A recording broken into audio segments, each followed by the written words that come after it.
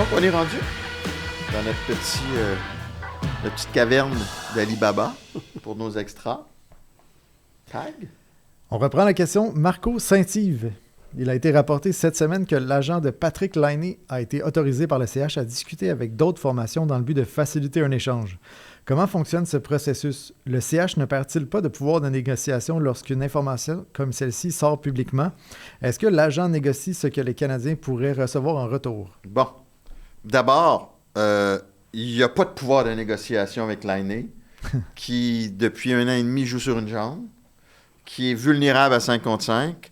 Ce que tu veux, puis quand on dit est-ce que le Canadien pourrait recevoir en retour, tu veux essayer de ne pas payer quelque chose pour t'en débarrasser, comme Columbus a fait, finalement. Ouais.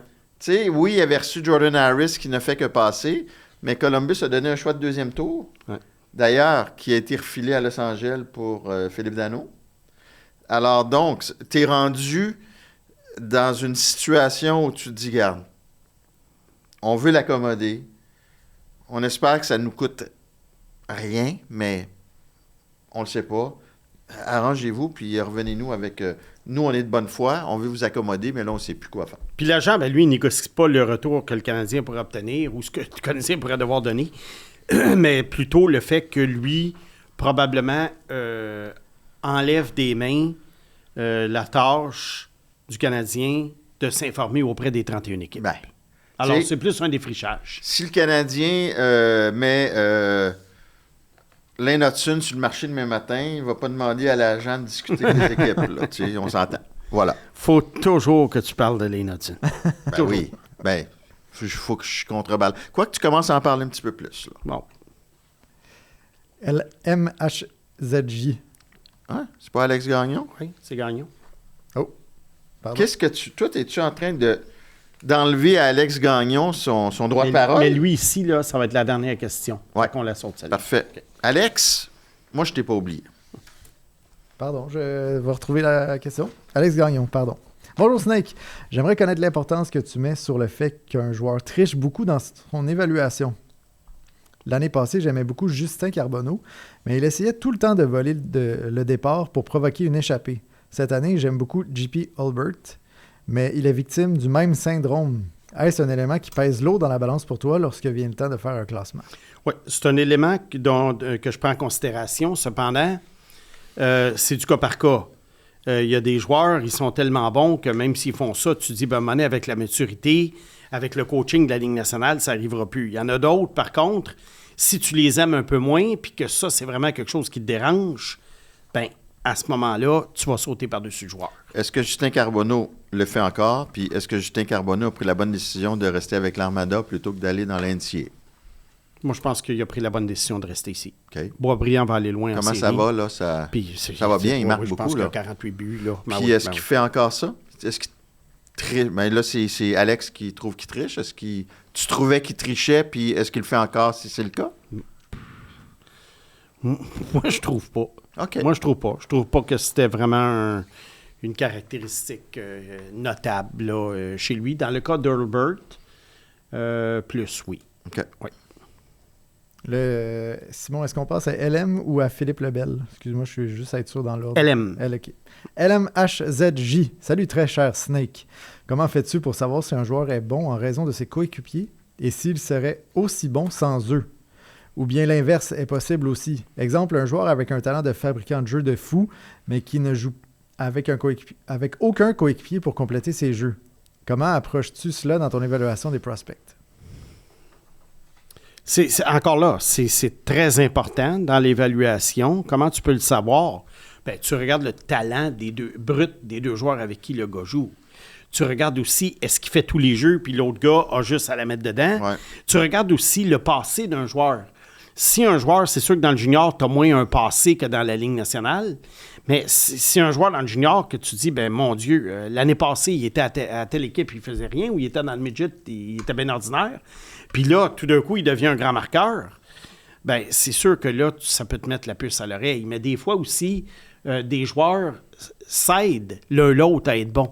Bien, tu sais, on l'a raconté à plusieurs reprises. Pierre Dorion, dans son évaluation de Brady Tkachuk, qui a été fumant au championnat mondial junior, qui ne marquait pas beaucoup dans l'NCAA. Puis Pierre Dorion avait dit, regarde, il n'y a pas de joueur de centre digne de ce nom avec lui. Fait que ça a pesé dans son évaluation. Oui, puis on le voit des fois. On le voit des joueurs, tu dis, cet allié-là, s'il y avait un joueur de centre, il marquerait plus. Puis dans le passé, c'est arrivé des joueurs comme Mario Lemieux qui ont fait produire des joueurs extrêmement obscurs, qui ont fait des 40 buts. Ouais. Wayne Gretzky aussi.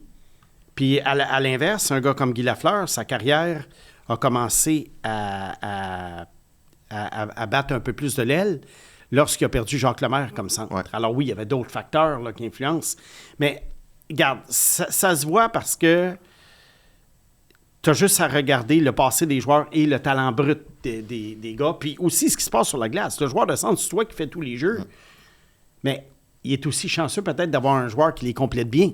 Imagine, parce qu'un sniper les complète bien, les jeux. Alors, est-ce que le sniper fait en sorte que le joueur de centre a plus d'assistance parce qu'il finit bien les jeux? Ou est-ce que c'est le joueur de centre qui la met pratiquement dedans pour l'autre? Imagine Slav et Demida avec Robert Thomas.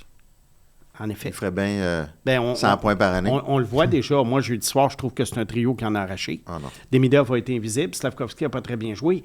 Mais honnêtement, Kapanen, Il a été invisible. Il n'y a pas d'affaire là. Non. OK, on ne s'acharne pas, là. C'est juste qu'il n'y a pas d'affaire. Il est pas mal en infériorité numérique. Oui, pas mal. en infériorité numérique, oui. Ouais. Charles Lauzon. Est-ce que vous tenez compte de l'intensité et de la combativité dans vos évaluations? Alors, tu vois, il y a une tendance dans les questions, hein, dans les autres facteurs. Ouais. J'aime bien ces questions-là. Oui, c'est super important pour moi. Je le dis souvent. Des fois, il y a des matchs que je vais avoir qui sont 6-1. Puis les joueurs que j'observe, des fois, je vais rester jusqu'à la fin. Jusqu'à la fin pour voir comment il se comporte sur la glace. Parce que pour moi, un joueur qui flâne, ça, pour moi, c'est un gros signal. Sous question de Mathias Brunet. Oui. Est-ce qu'un joueur paresseux dans les rangs juniors peut devenir vaillant dans la Ligue nationale? Ou dans la KHL? Mm-hmm. Est-ce qu'un joueur paresseux dans la KHL peut devenir vaillant dans la Ligue nationale? Je pense qu'il y a des joueurs qui peuvent élever leur niveau d'intensité dans la Ligue nationale parce qu'ils n'ont pas le choix. Okay. Mais habituellement, un gars qui flâne, c'est un gars qui flâne. Parce que Michkov flânait. Oui. Puis il flâne encore. Voilà. Donc, est-ce que ça change pas? Non. Moi, un flâneux dans le junior, c'est un flâneux. C'est fini, c'est un flâneux à vie. C'est fini. Ouais. Lalonde de Kevin. Ma question est pour Simon. Il y a moins d'1 an, tu avais fait un classement des 10 joueurs qui auront le plus l'impact dans le futur chez le CH. Tu avais mis Reinbacher en avant de Caulfield, malgré le fait que tu étais en accord avec Tony, que Caulfield avait le potentiel de faire 400 buts en carrière. Tu trouvais qu'un défenseur top 4 qui pouvait jouer un 20 minutes par match était plus important qu'un petit allié. Ma question est la suivante. Sommes-nous biaisés par la position du joueur pour automatiquement lui donner l'avantage, même si le joueur en question est beaucoup moins talentueux par rapport à l'allié? J'ai remarqué le même doute par rapport à McKenna. Tu sembles accorder une plus grande importance à Smith vu qu'il est défenseur. Plusieurs alliés dans le show sont les moteurs de leur trio. Rantanen, Pasternak, Kucherov, Kaprizov, Boldy et j'en passe. Tu te permets juste de... Tout à fait vrai. Rantanen, je ne trouve pas que c'est un moteur là, d'un trio, au contraire. Mais pour Pasternak, Kucherov, Kaprizov, Boldy, je suis parfaitement d'accord. Juste pour... Oui. C'est parce que au moment où tu as fait ça, tu sais, là, on se dit, Reinbacher, on a des doutes qu'il y a peut-être moins de talent. Mais au moment où tu as fait ton classement, Reinbacher avait encore un potentiel élite, là. Bien, un potentiel de gros impact, mettons. Oui. Pas sans nécessairement être élite. Bien, écoute, regarde. Oui, c'est un bon exemple que tu prends, Kevin, mais ça ne change pas la théorie que j'aime mieux un défenseur top 4 qu'un petit ailier. Mais si le gars en question, Reinbacher, ne devient pas un solide défenseur top 4, bien là, c'est sûr que... Ouais.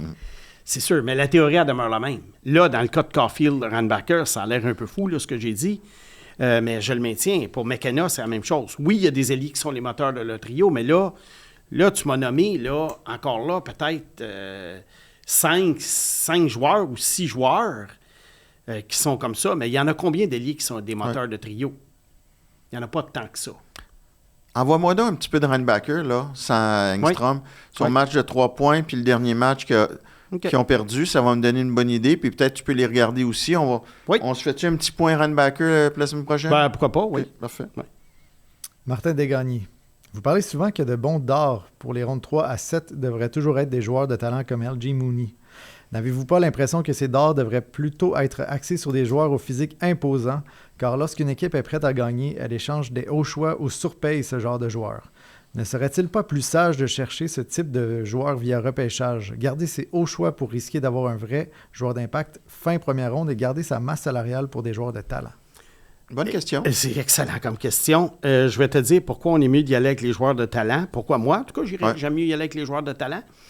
Parce que le type de joueur costaud dans le junior, premièrement, tu ne sais pas si il va être bon ou si il domine parce qu'il est costaud. Et le Canadien l'a fait.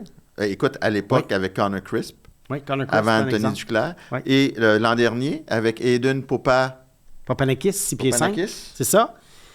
Alors que tandis que...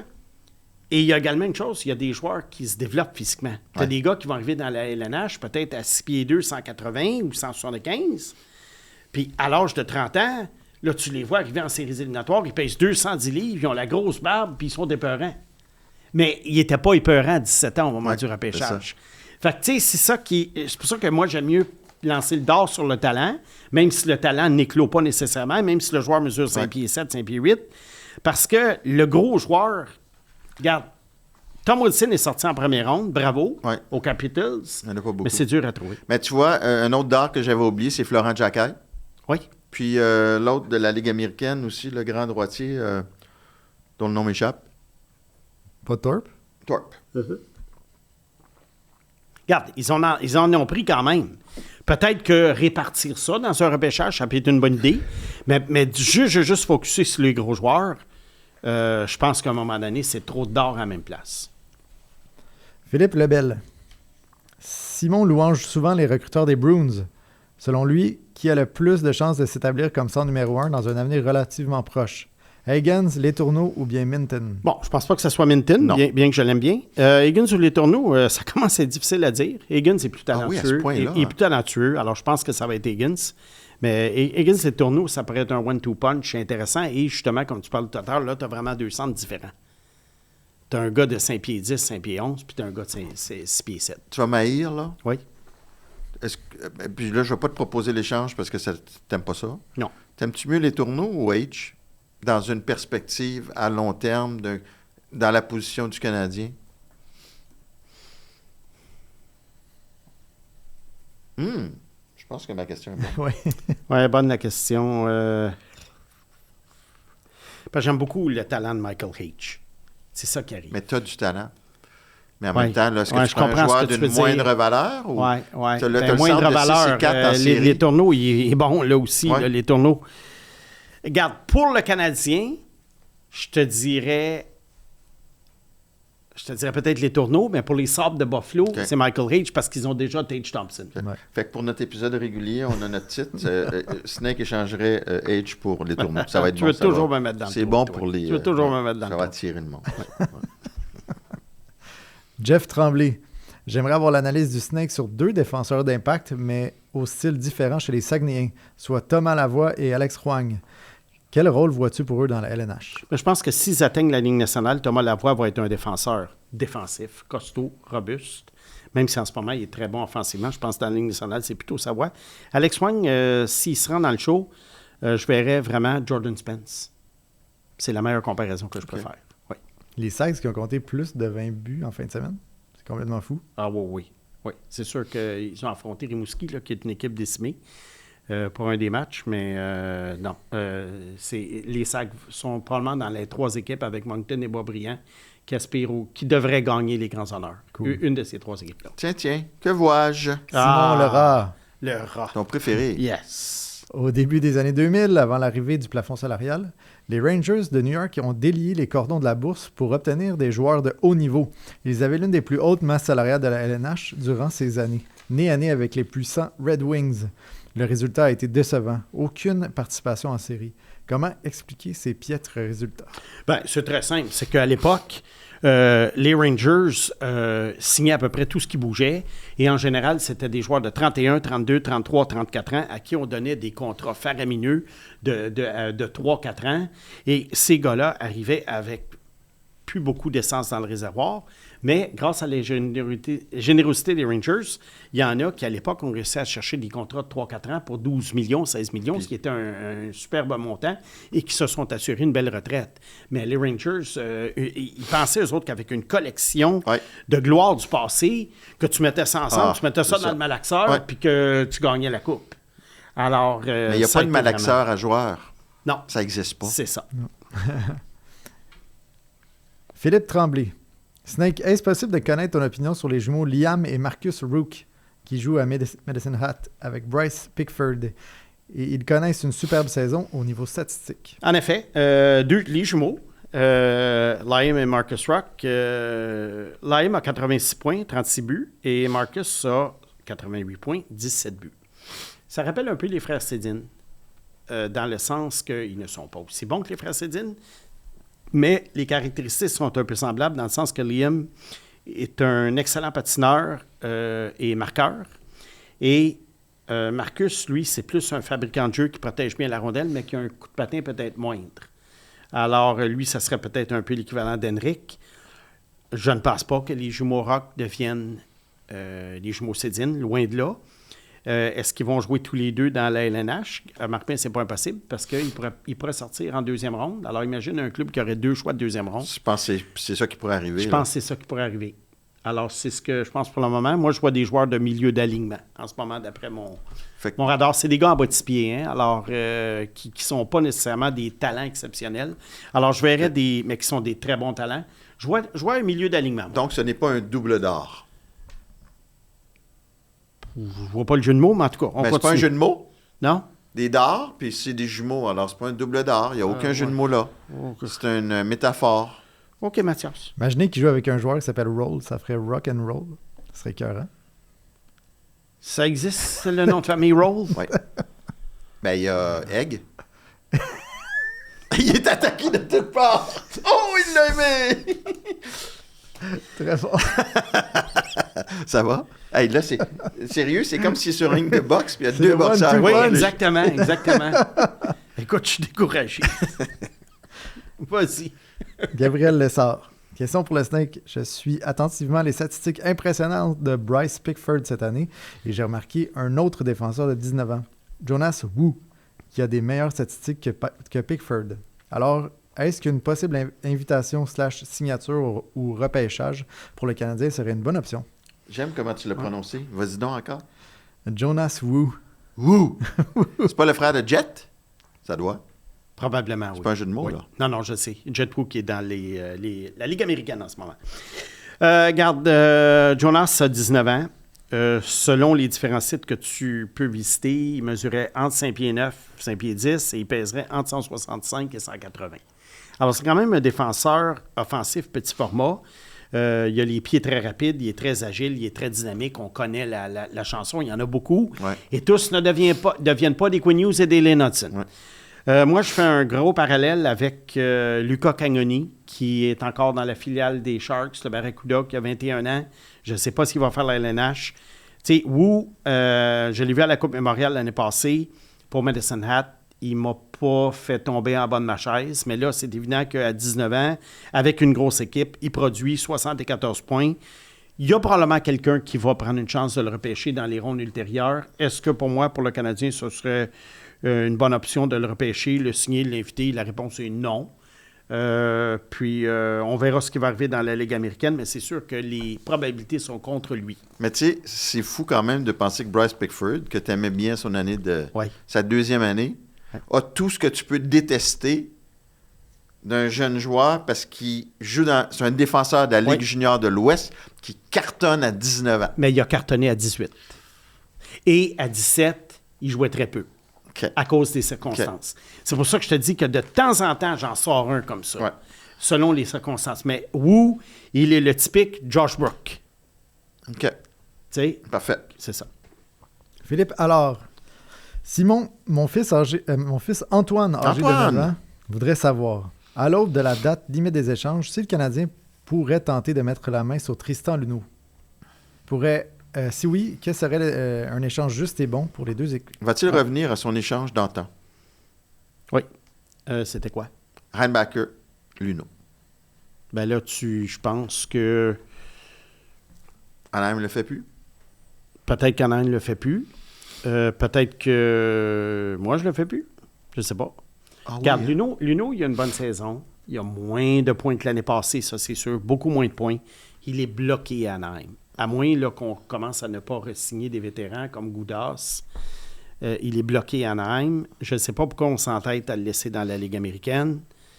Est-ce qu'on s'entête à le laisser dans la Ligue américaine? Je pense que oui. Je pense qu'on s'entête. Mais Oui. Anaheim, mais on s'entête. C'est que je pense qu'on ne veut pas l'avoir comme 7e défenseur. On a mieux le faire jouer en masse dans la Ligue Puis américaine. mérite-tu d'être dans les 6 premiers? Moi, je pense qu'il mériterait d'être des 6 premiers de beaucoup d'équipes. Le problème, c'est qu'Anaheim, c'est une des meilleures brigades défensives de la Ligue de 1 à 6. OK. Ils n'ont pas nécessairement de top, mais de 1 à 6, c'est top. vraiment fort. OK. Ouais. Qu'est-ce que je donnerais pour... regarde, j'essaierai de voir est-ce qu'Anaheim prendrait un choix de deuxième et un Adam Engstrom, mettons, quelque chose comme oui, tu ça. donnerais- Quelque chose de OK. genre, là. OK. Ouais, ouais. Puis je pense que ça serait fair pour tout le monde. Parfait. Daniel Baudry. Snake, pour nous donner une idée concernant McKenna, comment le classerais-tu par rapport à Michkov, celui de 2023 et celui d'aujourd'hui? Repêcher un Verhoff ou Smith devant lui, est-ce que cela équivaudrait à Reinbacher devant Michkov à l'époque? C'est intéressant parce qu'il y a plusieurs branches à cette réponse-là. Premièrement, je crois que Verhoff et Smith, à leur année de repêchage, ont plus de potentiel que Reinbacher à son année Que de tu aimais repêchage. bien quand même. Que j'aimais bien. Mais je préfère Verhoff et Smith cette année au Reinbacher d'il y a 3 ans. Premièrement. Michkov par rapport à McKenna. Regarde, les deux ont des gros trous dans leur jeu.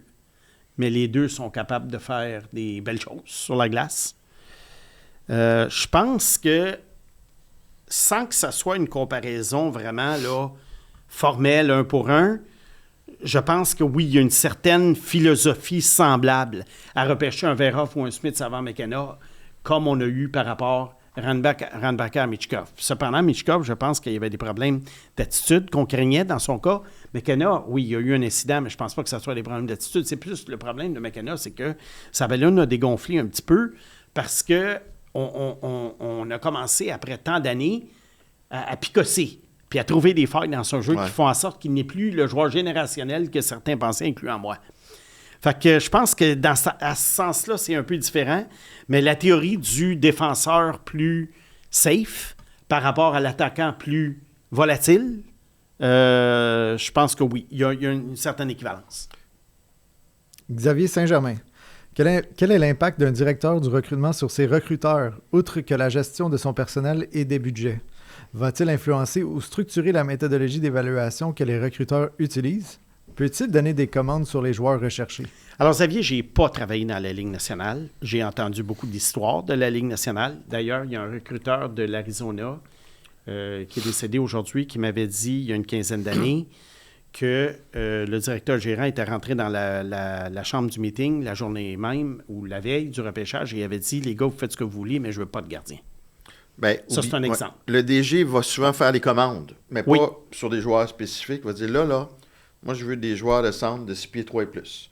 Là, je veux des défenseurs offensifs. Fait que le DG, tu sais, avec le Canadien, l'ère Bergevin, on est quand même allé chercher beaucoup de joueurs costauds aussi. Bon, dans le junior, ça, je peux parler de ce que je connais. Ouais. J'ai connu différents recruteurs-chefs. Chacun a un peu son style. Alors, il n'y a pas... c'est pas un... C'est comme on dit pour les vêtements, là, un one size fits all. Là. Il n'y a pas juste une méthode. Ouais. Le directeur du recrutement, lui, en général, ce qu'il va faire, premièrement, lui, il va coordonner les tâches des recruteurs. Alors, comme là, mettons, exemple, dans les séries éliminatoires du Midget 3A, le recruteur va assigner tel recruteur à tel game, des trucs comme ça, et avec des joueurs spécifiques à surveiller. La méthode d'évaluation, bien, c'est sûr que selon les besoins d'une équipe, surtout dans le junior, que ça évolue à chaque année parce que les joueurs partent plus vite, une année, on peut nous dire, bon, là, les boys, il nous manque des défenseurs. Alors, cette année, focusser sur les défenseurs. Une autre année, et là, dans la Ligue nationale, c'est un peu différent parce que tu vas avec meilleurs joueurs disponibles. Dans le junior, ça diffère parce que les alignements varient plus. Mais j'aime mieux parler vraiment de ce que je connais, puis de toute façon, ça revient un peu au même, là, ça répond à la question. Alors, la méthodologie d'évaluation, oui, il y en a qui mettent l'accent sur les gros joueurs, il y en a qui mettent l'accent sur les mains, puis il y en a qui mettent l'accent sur le patin. Alors, c'est sûr que ça peut influencer comment les recruteurs pensent, parce qu'à un moment donné, un recruteur arrive dans un meeting et va dire « Ah, moi, j'aime lui. » Puis là, le recruteur-chef peut dire « Ouais, mais là, tout ce que tu me donnes, c'est des gros gars qui patinent pas. Peux-tu te réorienter vers le talent? » Exemple. Les commandes sur les joueurs recherchés, les commandes habituellement viennent du directeur gérant. Moi, je me souviens d'une année où on s'était fait dire par le directeur gérant, ça prend, avec notre premier choix, ça prend un puck mover, un défenseur qui transporte la rondelle. Et ça, là, c'était immuable. Il y avait des joueurs qui étaient meilleurs que lui sur notre liste, mais le directeur gérant voulait le meilleur défenseur offensif disponible au rang où on choisissait. Ouais. Et ça c'est pas avéré. C'est dangereux. Ça a été dangereux, ça s'est pas avéré le bon choix. Ça aurait pu être le bon choix, mais ça n'a pas avéré le bon choix. Alors, ça, c'est vraiment une commande typique. Aussi, pour terminer, bien, le DG peut... On connaît un peu la philosophie du DG. C'est toujours l'idée de dire, puis on le voit dans la LNH, les Bruins de Boston vont privilégier les joueurs qui brassent la cage. Les joueurs, pas nécessairement des grands joueurs, pas nécessairement des de tournois SPZ, mais des joueurs qui sont travaillants, agressifs et qui peuvent devenir, entre guillemets, un Bruin.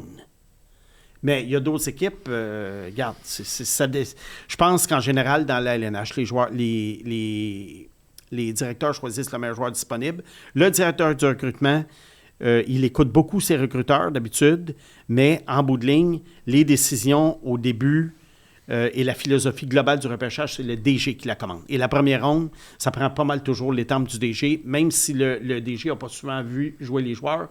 Il va quand même avoir une description qui va être faite, puis on va dire « Es-tu correct avec ce gars-là? Mm-hmm. » Bon, Canadien en 2013, je pense que Bergevin voulait se grossir. On est cherché Michael McCarron, Connor Crisp. Parce que l'Arcelor venait d'avaler sa langue en série contre les sénateurs d'Ottawa. Exactement. Là, on s'est dit, on se grossit. Ouais. J'espère que j'ai bien C'est l'année de Connor Crisp aussi, je pense. C'est l'année de Connor Crisp. Fait que j'espère que j'ai bien répondu à la question. J'ai mélangé un peu junior, Ligue nationale, mais il y a...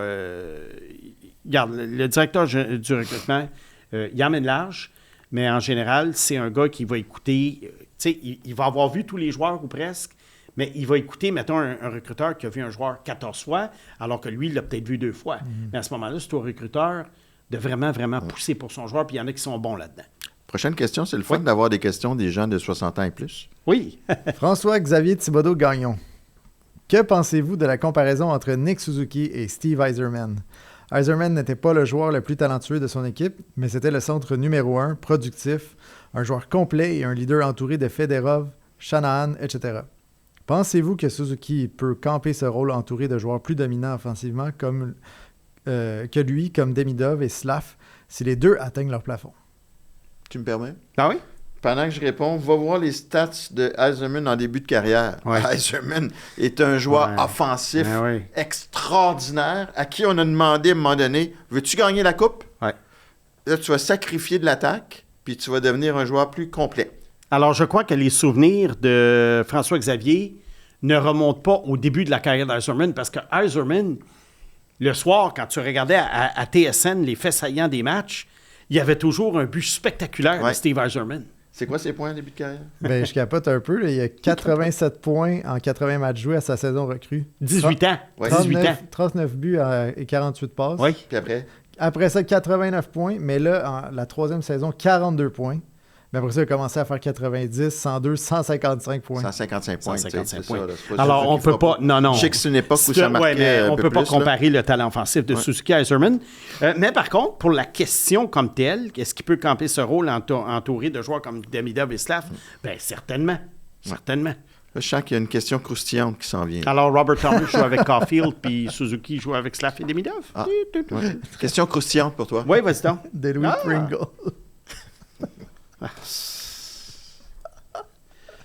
Là, je ris pas du nom. Je suis tanné. Louis, je ris pas du nom, mais j'ai un petit jeu de mots qui il a dû se faire appeler Chip souvent dans sa vie. Oui. Ben parce que Mike Pringle, le joueur des Alouettes, qui était très bon, le porteur de ballon, puis j'allais voir les matchs, puis un moment donné, il faisait un toucher, puis j'ai dit « Chips vient de faire un toucher! » Bon.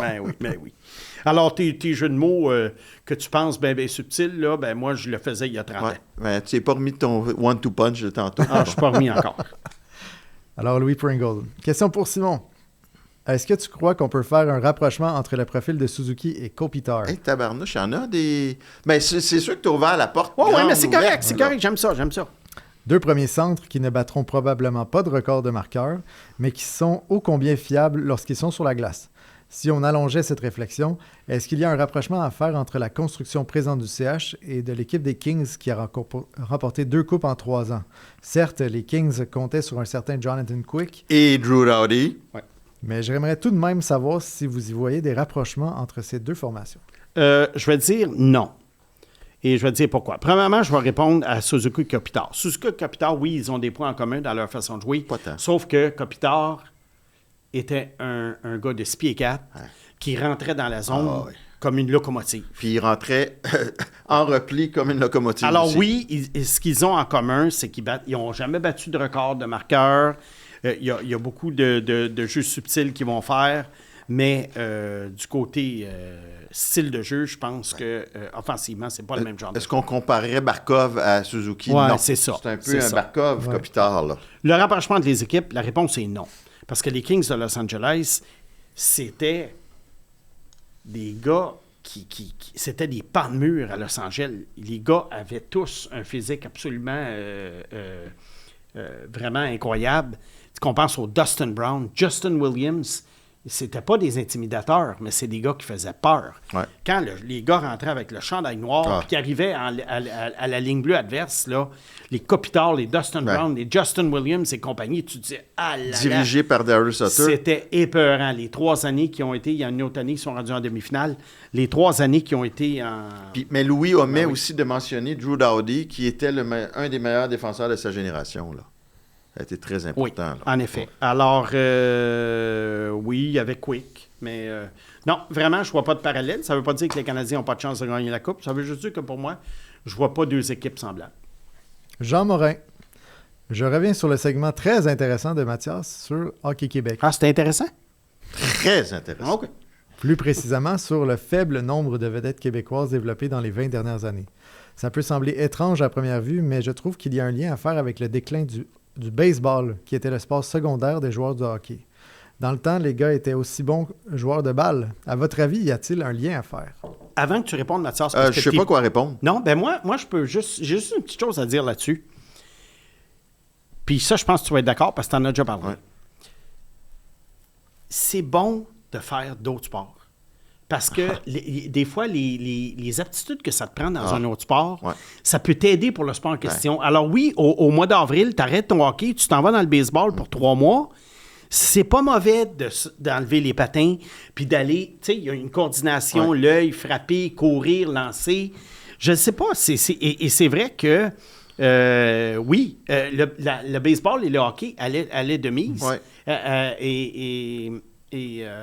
Moi, j'avais des amis au secondaire qui étaient très bons au hockey et également très bons au baseball. Et les deux faisaient 2 saisons. Ils jouaient Puis il y a même eu des gars comme Pierre Turgeon, la grande vedette de hockey des années 90, qui, selon certains, auraient pu être repêchés au baseball. Oui. Aussi. Mais moi, ça a tout le temps été très important aussi. Je suis désolé de revenir à mes fils. mais c'était ça aussi, de dire, non, regarde, vous allez faire plusieurs sports. Puis là, j'ai faisais suer. Je disais, l'équipement de hockey, là, c'est dans le garde-robe, 2 mois. Vous ne touchez même pas à vos bâtons. Puis eux, ils voulaient continuer. Tu sais, ils jouaient au hockey de printemps. C'était non. Vous arrêtez, vous faites autre chose. Tu sais, même moi, le juillet-août, là, après les joueurs autonomes, on parle pas de sport, on parle de podcast, là. Mais moi, juillet-août, je décroche du hockey, là. Je décroche du hockey. Aussi. Mais moi, les pères qui ont des enfants qui jouent dans du hockey élite, ce qu'ils se font dire, c'est que s'ils ne participent pas au hockey estival, ils ne seront pas sélectionnés pour leur ça, c'est ça fait partie des problèmes du développement oui, aussi. En effet. Bon point, Mathias. Bon point. Robert Brûlé. Robert Brûlé, c'est encore mieux, pardon. Ben oui.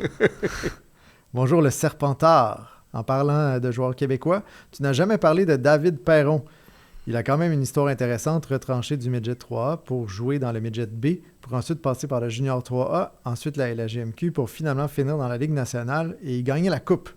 Quelle était ton évaluation de ce joueur et l'avais-tu vu venir? Ben, ça dépend à quel moment tu parles, mon monsieur Caoutchouc.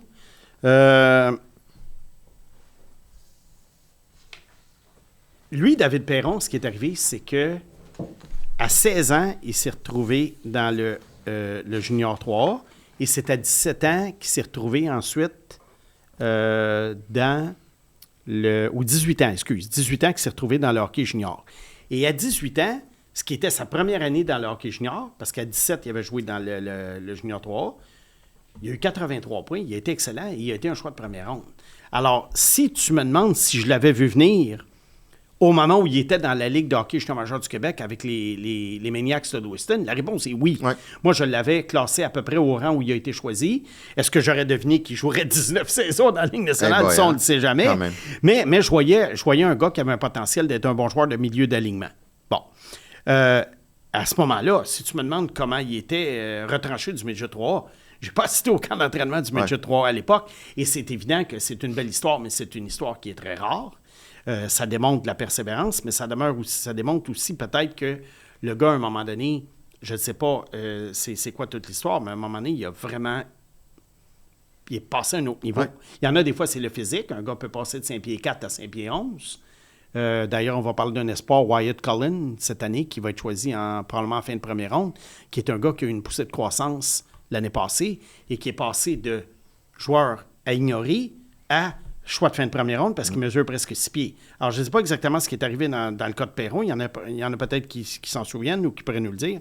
Mais moi, j'ai connu David Perron. J'ai entendu parler de David Perron pour la première fois avec les Maniacs de Lewiston. Ah, bon.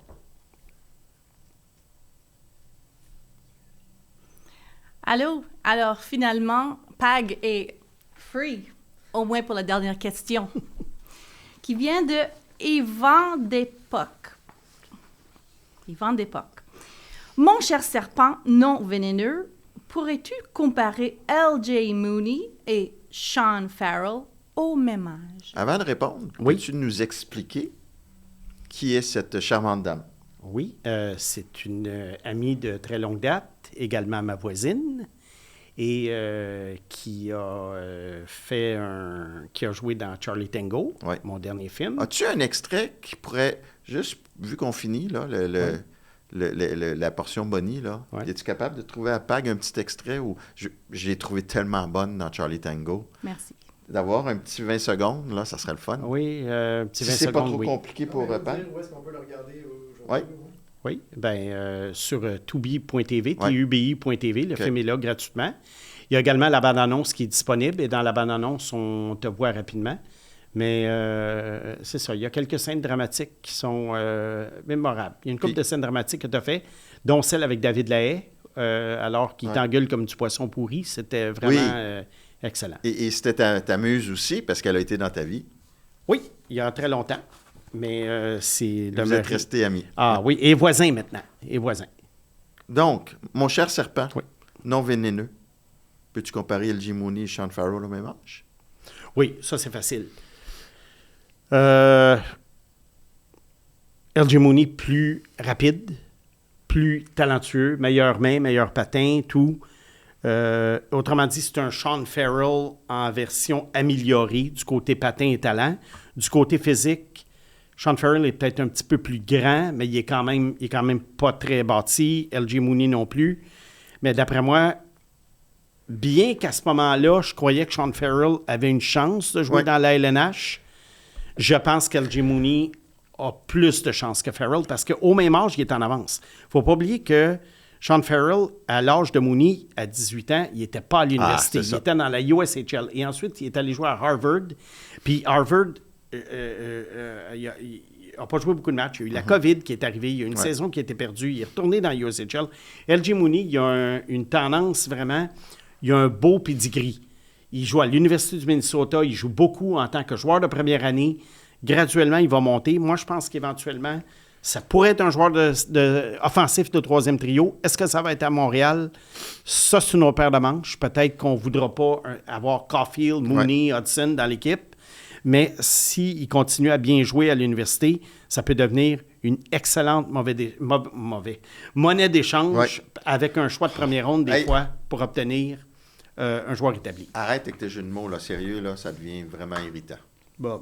Monnaie d'échange. Blablabla. Money. Tu t'en rends même pas compte, hein? Non, parce que moi, je pense pas. Oui, parce que moi, mon cerveau, il est focusé à répondre aux excellentes questions des auditeurs. Oui. Puis toi, t'es juste focusé à faire le pitre. Non, parce que c'est plus fort que toi. Tu t'en rends même pas compte. Je le sais. Merci, Simon. Merci. À la semaine prochaine. Think about what you're asking. Where do you think the money I give you comes from? My fucking ass? I can't afford to take chances with her anymore. That means you can't either. I'm not doing it. I know it doesn't feel like your life can get much worse, but trust me, it can. Fuck you, Charlie. There's that video of you and Kim. I don't give a shit about the video. Oh yeah? I know people who'll have no qualms about hurting you.